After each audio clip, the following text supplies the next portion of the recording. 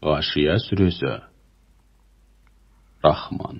Әрі аса рақымды Алланың атымен бастаймын. Уа Мұхаммед, саған жер жаһанды түгел қамтитын сол бір алапат туралы хабар жетті ме? Ол күні үрей билеп, қор болған жүздер болады.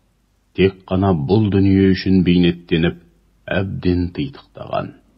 Олар қызуы қатты жалынды отқа тасталып, шыжғырлады.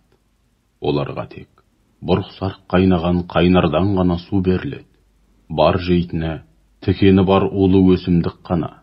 Ол өсімдік азықта болмайды, аштықты да баспайды.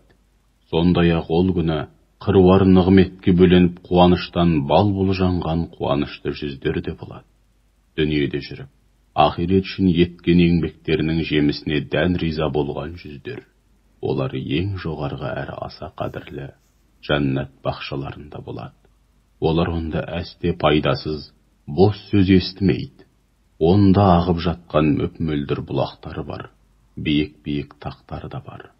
Сондай-ақ онда алуан түрлі сусындар мен шараптарға толы қадақтар, жастануға және сүйенуге лайықталып қаз-қатар тізілген жұмсақ жастықтар, жайылып төселген масаты кілемдер бар.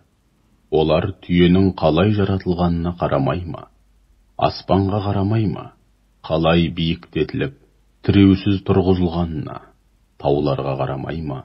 Қазықтай қағылып, жерді қалай ұстап тұрғанына? Сондай-ақ жер жүзіне қарамай ма?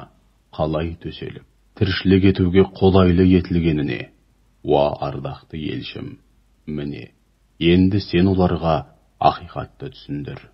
Насихат ет, тура жолға баста. Өйткені сенің міндетің насихат ету, ақиқатты түсіндіру ғана. Әйтпесе сен олардың төбелерінен төніп, зорлықпен иманға келтіруші емессің. Алайда кімде-кім ақиқаттан теріс айналып, күпірлікте табандайтын болса, Алла оны ауыр азапқа душар етеді. Әлбетте олар түбінде бізге қайтады.